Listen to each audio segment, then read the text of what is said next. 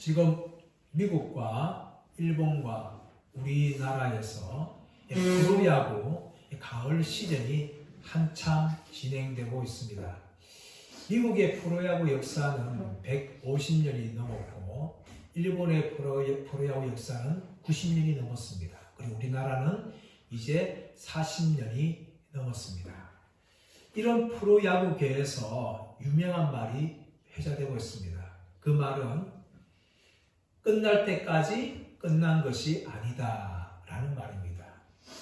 이 말은 미국의 명문 구단인 양키스의 포수였던 요기 베라는 유명한 선수가 했던 말입니다. 이 말만큼 스포츠 경기를 잘 설명한 것이 없습니다.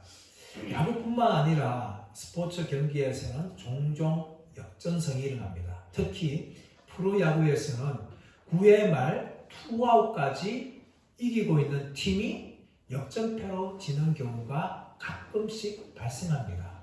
그래서 이기고 있는 팀도 끝까지 긴장의 끈을 놓치지 못하고 지고 있는 팀도 역전할 것이라는 희망의 끈을 붙잡을 수 있는 것입니다.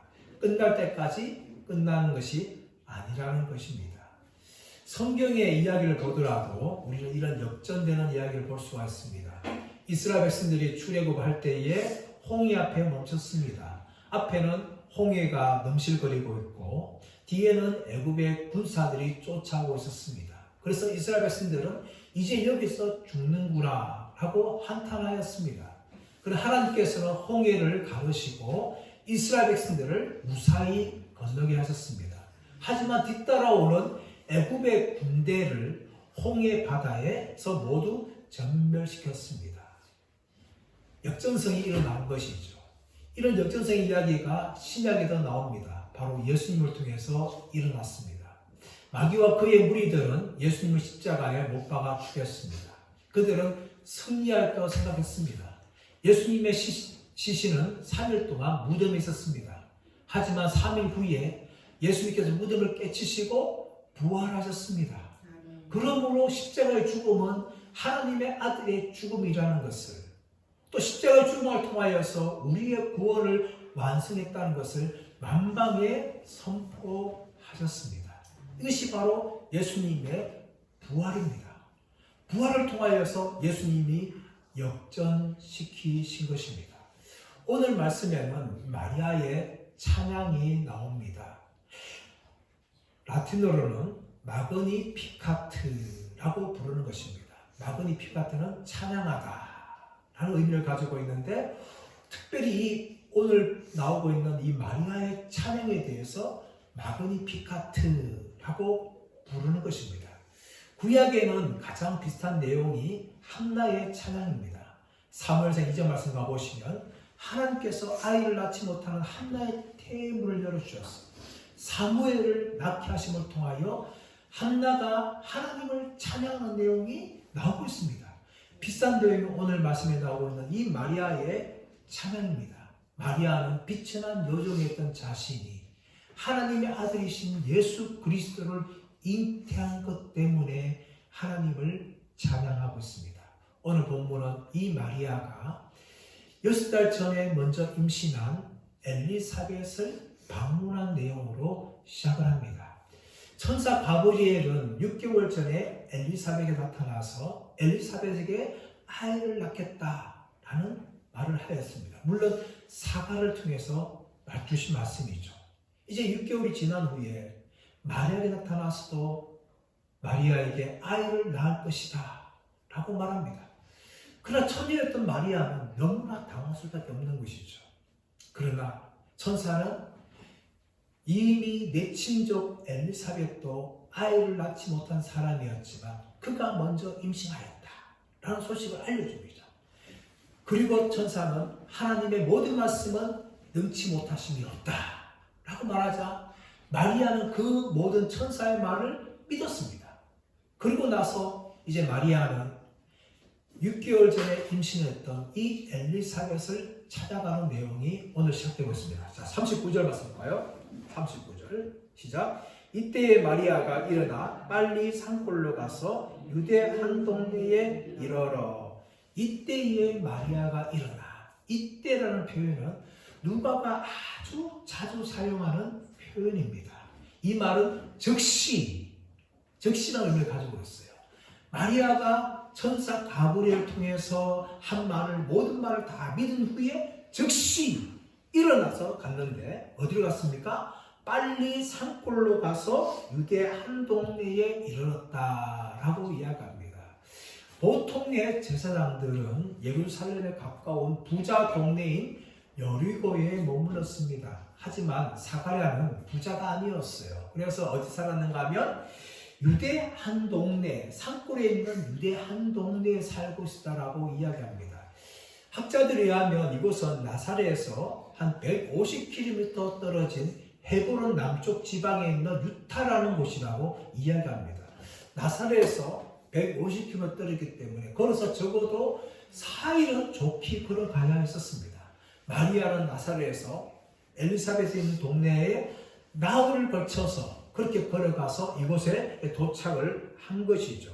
그리고 엘리사벳을 문안합니다. 자, 40절 말씀. 사가랴의 집에 들어가 엘리사벳에게 문안하니. 여러분, 마리아가 엘리사벳을 방문한 것은 그 이유가 무엇이겠습니까? 정말 엘리사벳이 임신했는지 안 했는지 불확실해서 확인하기 위해서 간 것은 아닙니다. 이미 마리아는 천사 한 말을 다 믿었습니다. 그렇다면 마리아의 방문은 엘리사벳이 정말 임신했는지 안 했는지 확인하기 위해서 간 것이 아니라 그를 임신한 것을 축하하기 위해서 그렇게 방문하고 문안한 거죠. 여기 문안했던 단지 그 얼굴로 인사했다, 눈 고개 숙여 인사했다, 그 정도가 아니라 기뻐서 포옹하며 인사하는 것을 이야기하고 있습니다. 자, 41절 말씀 보시면 엘리사벳이 마리아가 문안함을 들으며 아이가 복중에서 뛰노는지라. 엘리사벳이 성령의 충만함을 받아. 이 마리아가 기뻐서 엘리사벳을 문안할 때에, 인사할 때에 어떻습니까? 엘리사벳에 있는 복중의 아이가 기뻐서 뛰놀았다. 기뻐서 뛰놀았다. 자, 44절 보십시오. 보라 내 문하는 소리가 내 귀에 들릴 때에 아이가 내 복중에서 기쁨으로 뛰놀았도다. 41절과 42절은 복중에 있는 아이가 뛰놀았다라고 이야기하고 있어요. 이것은 헬라어로 스키르탄이라는 의미인데, 이것은 어떤 의미를 가지고 있는가 하면은 양이나 짐승들이 뛰어다니는 모습을 이야기하고 있는 거예요. 그만큼 이 엘리사벳 복중에 있는 아기가 마리아의 문하는 소리를 듣고 기뻐서 뛰놀았습니다. 자, 그러자, 42절. 큰 소리로 불러 이르되 여자 중에 내가 복이 있으며 내 태중의 아이도 복이 있도다 라고 엘리사벳이 인사하는 거죠. 그 인사 상태가 뭡니까? 41절 하반절에서 가보시면 엘리사벳이 성령의 충만을 받았어. 성령의 충만을 받아가지고 엘리사벳이 큰 소리로 외치는 거죠. 여자 중에 내가 복이 있으며 내 태중의 아이도 복이 있도다. 그렇게 큰 소리로 외칩니다. 그 외친 이유가 무엇일까요? 43절에 나오고 있는데 내 주의 어머니가 내게 나오니 이 어찌된 일인가? 엘리사벳은 마리아가 방문할 때에 내 주의 어머니가 내게 나오니 어찌된 일인가? 라고 반응을 합니다. 여기 이 말은 나중에 마태복음 3장 말씀 가보시면 세례 요한이 요단강에서 세례를 줄 때에 예수님께서 세례받으러 나온 장면을 향하여 세례 요한이 예수님에게 하신 말씀이 나오는 거죠. 내가 당신에게 세례를 받아야 되는데 어떻게 당신 내게 나옵니까? 하면서 세례 요한이 예수님께 말하는 모습과 오늘 이 엘리사벳이 마리아에게 말하는 모습이 굉장히 비슷하죠. 내 주의 어머니가 내게 나오니 어찌된 일인가? 라고 이제 엘리사벳이 반응을 하고 있는 것입니다. 지금 엘리사벳은 마리아를 향하여서 내 주의 어머니다 라고 부릅니다. 이 주라는 단어는 퀴리오스라는 것인데 이 퀴리오스 단어는 구약에 나오고 있는 하나님을 표현할 때 아도니아, 주라는 것을 헬라어로 번역한 거예요. 그래서 엘리사벳은 마리아가 임신했는데 그 뱃속에 있는 아이가 누구라고요? 바로 주님이라는 거예요. 아기이신 예수님께서 바로 주가 되신다라는 것을 지금 마리아를 향해서 말하면서 바로 예수님은 하나님의 아들이라는 것을 지금부터 드러내고 있는 것입니다. 그러면서 45절 말씀 가보시면 주께서 하신 말씀이 반드시 이루어지리라고 믿은 그 여자에게 복이 있도다. 이미 마리아는 가브리엘 천사가 네가 아이를 낳을 것이다 라고 말할 때에 그 말을 믿었어요. 엘리사벳은 그것을 알고 있기 때문에, 성령 충만을 받아서 알고 있기 때문에 주께서 하신 말씀을 믿은 그 여자에게 복이 있도다 라고 이야기하는 거죠. 이 복이 있다는 것은 마카리아라는 것인데, 이것은 이스라엘에서 상류층 사회를 향한 지칭하는 말이에요. 복 있는 자들이다. 그러므로 엘리사벳은 복 있다고 선언하면서 마리아는 비천한 여인이지만 하나님 나라에서는 아주 상류층에 달한 여인이라는 것을 인정하면서 고백하는 거죠. 그러니까 뭡니까? 예수님을 잉태했기 때문이에요. 여러분, 오늘 엘리사벳은 마리아를 향하여서 내 주의 어머니다 라고 이야기하면서 아주 높이면서 복이 있다 라고 이야기하고 있는 것이죠. 여러분, 그만큼 마리아는요, 이 땅에 있는 여인들 중에서 아주 하나님께 정말 은혜를 받은 자였습니다. 그래서 알았던 엘리사벳은 말을 향하여서 내 주의 어머니다 라고 말하고 있고 복이 있는 여자다 라고 이렇게 선언하는 거죠. 그러나 여러분, 우리 여기서 주의할 것은 무엇입니까? 마리아는 우리와 똑같은 죄인 여자에 불과했다는 것입니다. 아무리 내 주의 어머니가 된다 할지라도 그 마리아는 하나님의 은혜가 없으면 그 예수님을 잉태할 수 없는 비천한 여인이에요. 그런데 여기에 대해서 가톨릭은 마리아를 굉장히 높입니다. 그러면서 내 주의 어머니가 아니라 마리아를 하나님의 어머니 자리에 올립니다. 그리고 마리아를 기도의 대상으로 하나님과 우리 인간 사이에 중보 역할을 하고 있다면서 그런 자리에 올릴 뿐만 아니라 마리아는 무지한 여인이고 마리아는 성체이다 하면서 황당무계한 교리를 만들어서 마리아를 신성한 존재로 올립니다. 하지만 우리가 말씀을 통해서 알듯이 마리아는 자신을 향하여 비천한 요정에 불과했다 라고 마리아조차 고백한 거죠. 그리고 오늘 엘리사벳은 마리아가 하나님의 어머니가 아니라 아기 예수를 낳는 주의 어머니라고 분명히 말하고 있어요. 그러므로 우리는 마리아의 믿음을 보면서 도전받아야 돼요. 처녀였던 여자의 몸으로 아기 예수를 잉태한다는 데 대해서 믿는 그 믿음을 대단히 우리 인정해야 됩니다. 왜냐하면 처녀가 임신한다는 것은 그 당시 사회에 파혼의 대상이 될 수 있는 것이고 사람들로부터 돌로 맞을 수 있는 위기를 닥치기 때문에 그것을 각오한 믿음이에요. 그 믿음은 대단한 믿음입니다. 저와 여러분이 이 마리아의 믿음에 도전받기를 축복합니다. 하지만 여러분, 마리아는 우리와 똑같은 죄인이며 자신을 향하여 비천한 여정이라고 고백을 한 겁니다. 그러므로 마리아를 향하여서 신성시하거나 마리아에게 기도하거나 마리아가 죄가 없다고 이야기하는 것은 아주 잘못된 것을 우리는 균형점인 이 마리아에 대해서 시각을 가지기를 원합니다. 이제 마리아에 대해서 이제 나아갈 때에 그 이어진 본문은 마리아의 찬양이 등장하는 것이죠. 자, 우리 46절 볼까요?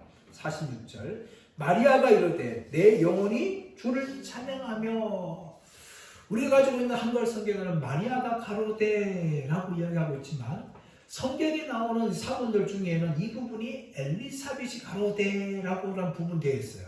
하지만 알렉산더의 사본이라든지 신의 산 사본이라든지 이런 중요한 사본에서는 마리아가 가로되라고 되어 있어요. 그러므로 이 나오는 내용은 엘리사벳 찬양이 아니라 마리아의 찬양이라는 소리가 인정을 해야 합니다. 그러면서 마리아가 어떻게 찬양합니까? 내 영혼이 주를 찬양하며, 47절 상반절에는 내 마음이, 내 영혼은 것은 부식해, 마음이란 것은 푸념아, 헬라어로 다른 단어를 사용하고 있지만 영혼과 마음은 같은 의미를 가지고 있어요. 마리아는 하나님을 찬양할 때에 어떻게 찬양합니까? 자신의 마음, 자신의 영혼을 다해서 하나님을 찬양해야 됩니다. 이것이 하나님을 찬양하는 데서 아주 중요한 부분이에요.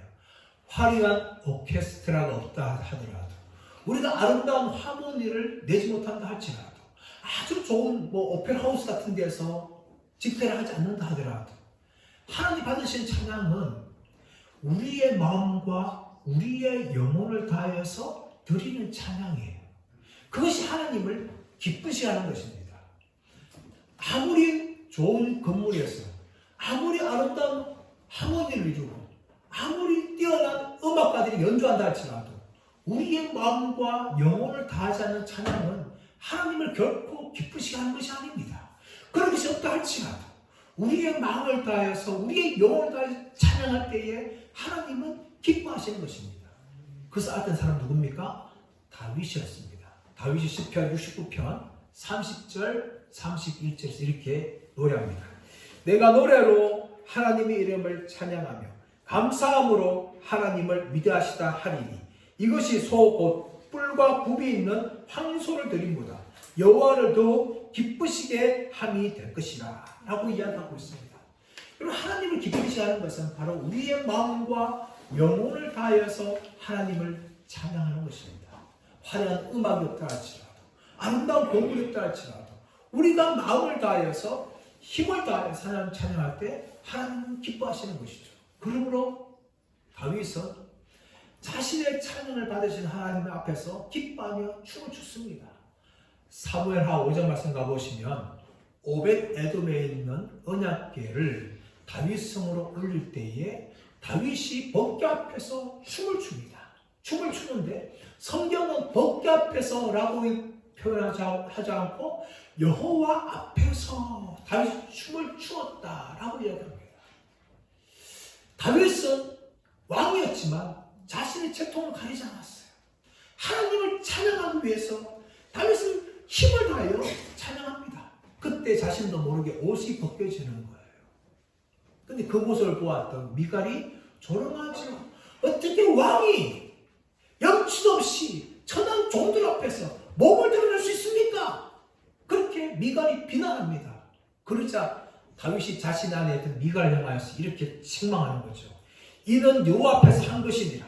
그가 내 아버지와 그의 온 집을 버리시고 나를 택하사 나를 여호와의 백성 이스라엘의 주권자로 삼으셨으니 내가 여호와 앞에서 뛰놀리라.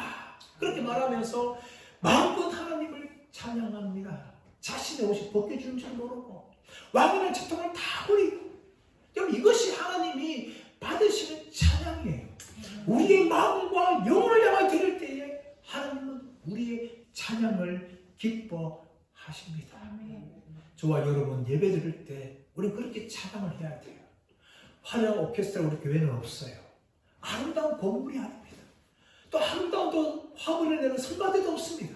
하지만 우리가 마음과 영혼을 다하여 하나님 찬양할 때에 하나님은 우리의 찬양을 받으실 줄 믿습니다.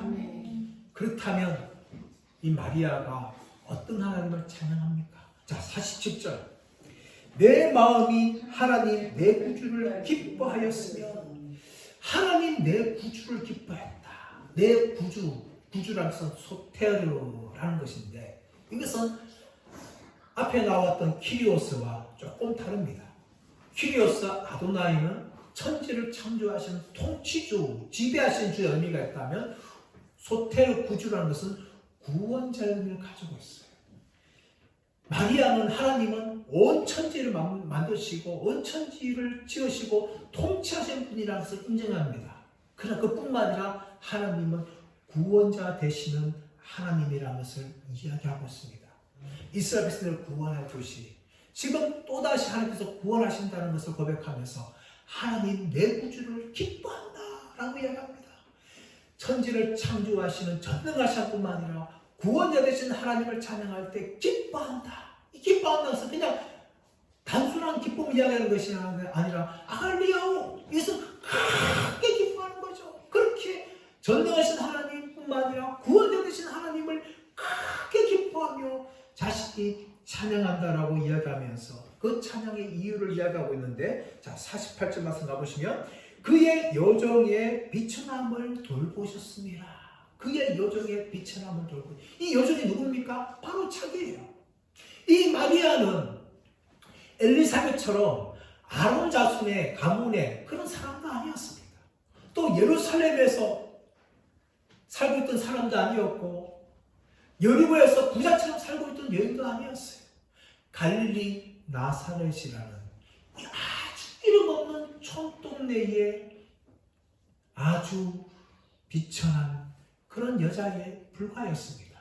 그러나 하나님께서 이 마리아를 돌보셨다라고 이야기하는데, 이 돌보셨다는 것은 아주 세밀하게 관찰하시고 보살피셨다, 이런 의미를 가지고 있는 거예요. 아무도 눈여겨보지 않고 인정하지 않는 이 비천한 여자였던 마리아를 하나님이 선택하시고 바로 이 그녀에게 바로 예수 그리스도를 임신케 하는 그 은혜를 주기 때문에 마리아는 기뻐하면서 하나님 내 구주를 찬양합니다 라고 노래하는 거예요.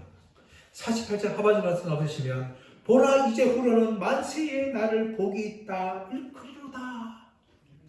앞에 엘리사벳이 마리아를 향하여서 하나님의 말씀을 믿은 그 여자의 복이 있도다 라고 이야기했는데, 마리아는 자신이 이미 복받은 여자라는 걸 알고 있었어요. 왜 그렇습니까? 비천한 여인이지만 하나님의 아들이신 예수 그리스도를 잉태했기 때문에 자신에게 복이 있다라고 선언합니다. 근데 이 모든 것이 뭡니까? 자신에게 공로가 있는 것이 아니라 하나님의 전적인 은혜고 하나님의 능력으로 된 것이라는 것을 고백하는 거죠. 자, 49절 말씀 보시면 능하신 이가 큰 일을 내게 행하셨으니, 능하신 이가, 전능하신 이가 자신에게 큰 일을 행했다는 거예요. 이 큰 일이 뭡니까? 기적이라는 겁니다. 기적. 보통 우리가 자녀를 낳는 것은 남자와 여자의 이 성적인 관계를 맺을 수가 있는 거예요. 낳을 수 있는 것입니다. 하지만 마리아는 요셉과 이 관계를 맺지 않았어요. 약혼의 관계였지만 동침한 적이 없습니다. 남자를 알지 못하였어요. 하지만 성령의 능력으로 마리아가 예수님을 잉태했기 때문에 자신이 예수님을 잉태한 것은 인간적인 방법이 아니라 하나님께서 큰 일을 자기에게 행하기 때문에 자기가 예수님을 잉태하게 되었다라는 것을 고백합니다. 여러분, 성경에 수많은 기적이 얼마나 많이 나옵니까? 하지만 예수님의 잉태한 기적은 기적 중에 기적이라는 것을 마리아가 하나님을 찬양하면서 그렇게 고백을 하고 있는 것입니다. 그러면서 큰 일을 행하신 분이 누군가? 라고 이제 마리아가 고백하죠. 자, 49절 하반절에서 50절 말씀 보면 그 이름이 거룩하시며 긍휼하심이 두려워한 자에게 대대로 이르리로다. 하나님 어떤 분입니까? 그 이름이 거룩하다. 거룩하다.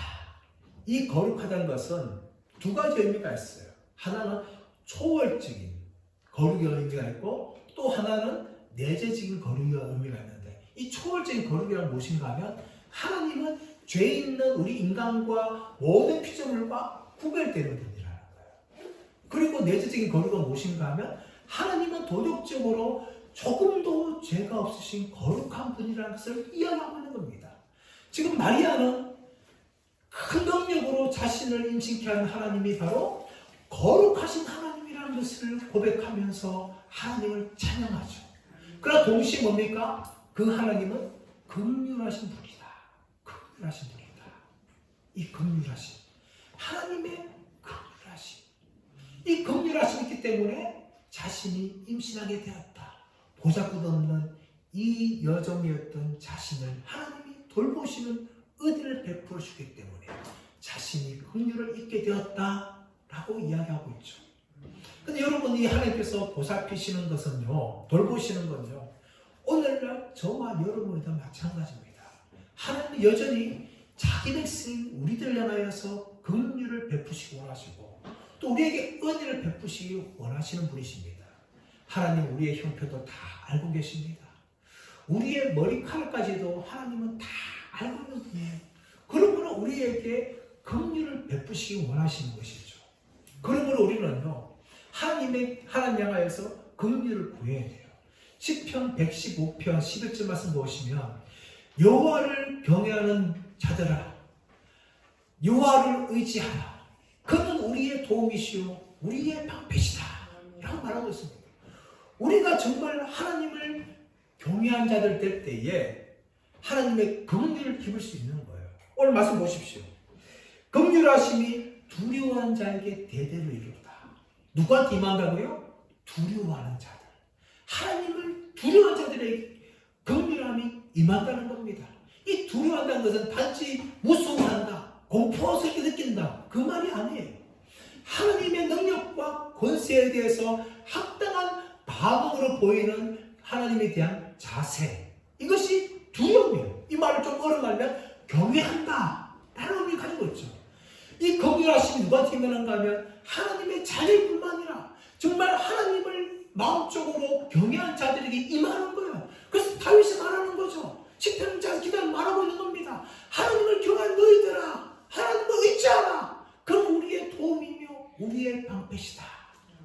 누구한테 하나님의 긍휼함이 임한다고요? 하나님을 의지하는 자들에게, 하나님의 능력을 믿고 그분을 의지하는 자들에게 하나님의 긍휼이 임하는데, 이 긍휼이 뭡니까? 한 번만 임하는 것이 아니라 대대에 이르리로다. 영원토록 임한다는 거예요. 그래서 사람은요 한계가 있습니다.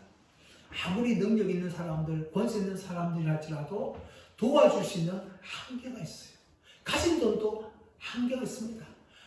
아무리 세계에 부자랄지라도 그 가진 돈이 한계가 있는 거예요. 그건 하나님 어떤 분입니까? 하나님은 한계 없으시고 그분의 자녀들에게 또 그분에게 은혜를 구하는 자들에게 하나님의 긍휼하심은 대대에 이르는 겁니다. 그러므로 우리가 이 땅에 살아갈 때에 힘들고 어려울 때마다 우리는 하나님의 은혜를 구해야 돼요. 하나님 나를 불쌍히 해주세요. 하나님 나를 도와주세요. 그렇게 우리가 구할 때에 하나님의 긍휼은 한 번만 아니라 대대로 이르게 될 만큼 우리에게 임할 줄 믿습니다. 이것이 우리가 마리아를 통해서 보는 하나님을 찬양하는 이유입니다. 또 이제 이 말씀 보시면 자 우리 51절에서 53절에서는 역전시키는 하나님을 볼 수가 있습니다. 자 51절 시작. 그의 팔로 힘을 보이사 마음의 생각이 교만한 자들을 흩으셨고 52절 권세 있는 자를 그 위에서 내리치셨으며 비천한 자를 높이셨고 53절 줄이는 자를 좋은 곳으로 배불리셨으며 부자는 빈손으로 보내셨도다. 이 51절에서 53절은 무엇을 보여주고 있습니까? 하나님은 우리의 인생을 역전시키는 분이라는 것을 보여주고 있어요. 그의 팔로 힘을 보이사. 하나님은 영이시기 때문에 눈에 보이는 팔이 없으시죠. 이것을 인간적인 표현한 표현으로 신인 동인형적 표현이라고 이야기하고 있는데 하나님의 팔로 힘을 보여주시는 거예요. 누구한테 보여주는 겁니까? 마음의 생각이 교만한 자들에게 보여주셔서 그들을 흩어서는 것이죠. 흩어버리신다는 것입니다. 인간이 바벨탑을 쌓을 때에 우리가 하늘 꼭대기에 우리 이름을 내자 라고 말합니다. 그때 하나님께서 언어를 혼잡시킴을 통하여 인간을 온 세상에 흩어버리셨습니다. 하나님께서 교만적으로 심판하시는 것이죠. 또 이스라엘 백성들이 하나님을 경외해야 되지만 경외하지 않고 우상을 숭배할 때에 하나님 그들을 심판하셔서 이스라엘 백성들을 흩어버리셨습니다. 바벨론으로 아수르로 팔려가게 하신 것이죠. 그뿐만 아니라 자 51절 말씀 보시면 권세 있는 자를 그 위에서 내리치셨으며 권세 있는 자를 하나님께서는 심판하시는 겁니다. 아무리 왕이라 할지라도 하나님이 심판하시는 것이죠. 느부갓네살 왕이 교만할 때에 하나님께서는 그를 미치게 하셔서 7년 동안 들짐승이 되게 하셨습니다. 헤롯 아그리파 왕이 연설할 때 사람들이 이것은 신의 소리다 라고 이야기할 때 교만할 때에 하나님이 벌레로 헤롯 아그리파 왕을 쳐서 죽게 하셨습니다. 하나님은 권세 있는 자들이 또 교만한 자들이 자신의 힘을 자랑할 때에 그들을 쳐서 심판하시는 거죠. 자 반대로 자 52절 하반절 말씀 보시면 비천한 자를 높이셨고 줄이는 자를 좋은 곳으로 배부르셨으며 라고 이야기합니다. 오히려 비천한 자들, 가난한 자들, 힘없는 자들을 높이십니다. 또 줄이는 자를 굶주린 자들을 하나님께서 좋은 것으로 배불리 먹여주시는 것이죠. 이렇게 하나님은 역전시키시는 하나님이십니다. 성경에 보시면 이 역전성의 하나님을 경험한 수많은 사람들의 이야기가 나옵니다. 야곱을 보십시오. 야곱은 형 에서를 피해서 외삼촌 라반의 집에 갑니다. 하지만 외삼촌 라반이 20년 동안 야곱을 속이면서 한 번도 제대로 월급을 주지 않습니다. 야곱은 철저하게 가난했어요. 하지만 하나님께서 야곱을 축복하시니까 야곱이 기르는 짐승들이 점점 늘어나게 되고 고구가 되어서 아버지 집으로 야곱이 돌아오게 된 것입니다. 다윗도 보십시오. 사울왕을 통해서 무려 13년 동안 피해서 도망다녔습니다. 하루도 편하게 자는 날이 없었습니다. 또 심지어 블레셋 땅으로 피해야 할 정도로 다윗은 위기를 겪었습니다. 하지만 하나님께서 다윗을 높이시니까 사울이 죽고 난 후에 다윗이 이스라엘의 왕이 되었습니다. 그뿐만 아니라 한나를 보십시오. 한나는 아이를 낳지 못해서 대적에 있던 번나라부터 매일매일 괴롭힘을 당하였습니다. 하지만 하나님께서 한나를 축복하시니까 태임을 내셔서 사무엘을 주시고 사무엘을 통해서 이스라엘의 왕정 시대를 열어가는 위대한 주인공으로 만들어 주셨습니다. 사랑하는 여러분, 우리의 인생도 마찬가지입니다. 우리가 지금 주림자가 될 수 있습니다. 우리가 지금 비천한 자가 될 수 있어요. 하지만 하나님은 역전시키는 하나님이십니다. 누구에게 일을 행하십니까? 하나님 은혜를 구하는 자들에게 하나님 일하십니다. 하나님께 도움을 구하는 자에게 하나님은 일하십니다. 저희 모두가 정말 하나님께 은혜를 구하는 자가 되기를 원합니다. 하나님의 도움과 하나님의 긍휼을 경험을 통해서 이 시대에도 역전을 행하시는 하나님을 경험하는 저와 여러분 되기를 축복합니다. 이제 말씀의 결론을 맺으면 원합니다. 마리아는 하나님을 찬양합니다. 자신의 마음과 영혼을 다하여서 하나님을 찬양합니다. 그 이유는 무엇입니까? 자신에게 하나님의 놀라운 은혜가 임하였고 하나님께서 놀라운 능력을 행하였기 때문에 마리아는 자신의 마음과 영혼을 다하여서 하나님을 찬양하였습니다. 저와 여러분이 이렇게 마리아를 찬양하는 분들 되기 원합니다. 단지 입술로만 하는 찬양을 하는 것이 아니라 우리의 마음과 영혼을 다하여서 하나님을 찬양하기를 축복합니다. 그리고 더 나아가서 마리아처럼 믿는 자들이 되기를 원합니다. 마리아는 천사의 말을 믿었습니다. 그래서 예수님을 잉태하는 복을 누렸습니다. 이 기적이 오늘날도 믿는 자들에게 임할 줄 믿습니다. 그러므로 우리가 하나님의 긍휼을 구하고 은혜를 구함을 통해서 우리 인생 가운데 역전 행하시는 하나님 믿음을 통하여 이 하나님께서 우리 가운데 행하시는 것을 경험하는 믿음의 주인공 되시기를 예수님의 이름으로 축원합니다.